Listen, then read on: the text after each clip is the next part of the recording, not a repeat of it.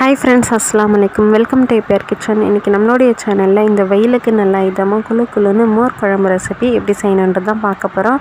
எந்த காய்கறியும் இல்லாத டைமில் இந்த மாதிரி சிம்பிள் அண்ட் ஈஸியாக செய்யலாம். வாங்க எப்படி செய்யணுன்றதை பார்க்கலாம். இதுக்கு ஒரு மிக்ஸி ஜார் எடுத்துக்கலாம். அதில் ஒரு 4 டேபிள் ஸ்பூன் அளவுக்கு திருவின தேங்காவோ அல்லது கட் பண்ண தேங்காவோ சேர்த்துடலாம். சேர்த்துட்டு இப்போ காரத்துக்காக 4 பச்சை மிளகாய் சேர்த்துக்கிறேன். நீங்கள் உங்கள் காரத்துக்கு தகுந்த மாதிரி கூட சேர்த்துக்கலாம். கூடவே 3 பல்லு பூண்டு சேர்த்துக்கலாம். ஒரு துண்டு இஞ்சி சேர்த்துக்கலாம். ஒரு 3லேருந்து 4 சின்ன வெங்காயம் சேர்த்துட்டு 1/2 ஸ்பூன் அளவுக்கு ஜீரகம் சேர்த்துடலாம்.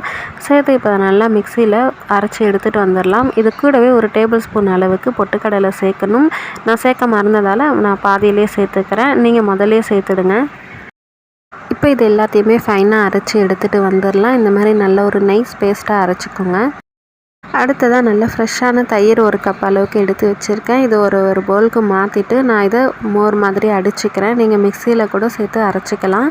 இப்போ இந்த பவுலில் தயிர் சேர்த்துட்டு தேவையான அளவுக்கு தண்ணி சேர்த்துக்கலாம். நான் 1 கப் அளவுக்கு தண்ணி சேர்த்துட்டு நம்ம வீட்டில் விஸ்கு இருந்தால் அதை வச்சு கூட நம்ம அடிச்சிக்கலாம். இல்லை மோர் கடையிறது இருந்தால் அதை வச்சு கூட நீங்கள் கடைஞ்சிக்கலாம். நம்மளுடைய விருப்பம் தான். இந்த மாதிரி நம்ம தயிரை மோராக மாற்றுறதுக்காக தான் இதை செய்கிறோம். இப்போ ஸ்டவ் ஆன் பண்ணிவிட்டு ஒரு கடாய் வச்சுக்கலாம். அதில் தேவையான அளவுக்கு எண்ணெய் சேர்த்துக்கலாம். நான் 2 டேபிள் ஸ்பூன் அளவுக்கு எண்ணெய் சேர்த்துறேன். எண்ணெய் நல்லா சூடாகி வந்ததும் கொஞ்சமாக கடுகு, கொஞ்சமாக உளுந்து சேர்த்துக்கலாம். நான் 2மே சேர்த்து வச்சுருக்கிறதால ஒன்றாவே போட்டுக்கிறேன். உங்கள்கிட்ட தனித்தனியாக இருந்ததுன்னா கூட நீங்கள் சேர்த்துக்கோங்க. இப்போ கடுகு நல்லா பொரிஞ்சு வந்துடுச்சு. இதில் 2 காஞ்ச மிளகாய் கிள்ளி சேர்த்துருக்கேன். ஒரு கத்து கருவேப்பிலை, ஒரு கைப்பிடி அளவுக்கு சின்ன வெங்காயத்தை கட் பண்ணி வச்சுருக்கேன். அதையுமே இதோட சேர்த்துடலாம். சேர்த்து இப்போ நல்லா வதக்கி விட்டுடலாம். 1/4 ஸ்பூன் அளவுக்கு பெருங்காயத்தூள் சேர்த்து அதையுமே நல்லா வதக்கி விட்டுட்டு இப்போ நம்ம அரைச்சி வச்சுருக்க இந்த தேங்காய் பேஸ்ட்டை சேர்த்துடலாம்.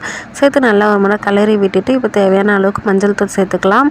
நான் சின்ன ஸ்பூனில் 1 ஸ்பூன் அளவுக்கு மஞ்சள் தூள் சேர்த்துக்கிறேன். சேர்த்து நல்லா மிக்ஸ் பண்ணி விட்டுடலாம். 2 நிமிஷத்துக்கு லோ ஃப்ளேமில் வச்சுட்டு அதுக்கப்புறமா நம்ம அடித்து வச்சுருக்க இந்த மோர் எடுத்து சேர்த்துடலாம்.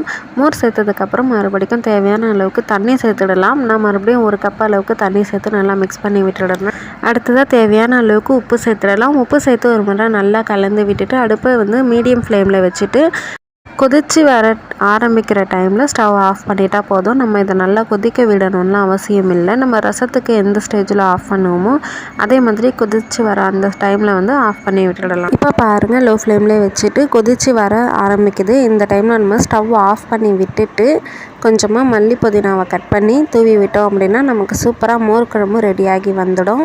இந்த மோர் குழம்போட எந்த சைடிஷ் வச்சு சாப்பிட்டாலுமே ரொம்ப நல்லாயிருக்கும். நம்ம காய்கறி கூட்டு, அப்பளம், பொரியல் அந்த மாதிரி எது வேணாலும் வச்சு சாப்பிடலாம். கண்டிப்பாக இந்த மாதிரி ஒரு முறை ட்ரை பண்ணி பாருங்கள். இந்த சம்மர் டைமில் நல்லா சூப்பரான ஒரு குழம்பு ரெசிபி தான் இது. நான் இன்றைக்கி இதோட மசால் வடை தான் செஞ்சுருக்கேன். வடையோடு இது வச்சு சாப்பிடும்போது இன்னுமே நல்லா தான் இருக்குது. கண்டிப்பாக ட்ரை பண்ணி பாருங்கள். நம்ம சேனலில் வடை ரெசிபியுமே இருக்குது. இந்த வீடியோ பிடிச்சிருந்தால் லைக் பண்ணி ஷேர் பண்ணி மறக்காமல் ஏபிஆர் கிச்சனுக்கு சப்ஸ்கிரைப் பண்ணி சப்போர்ட் பண்ணுங்கள். அடுத்த வீடியோவில் பார்க்கலாம். Bye friends, thank you.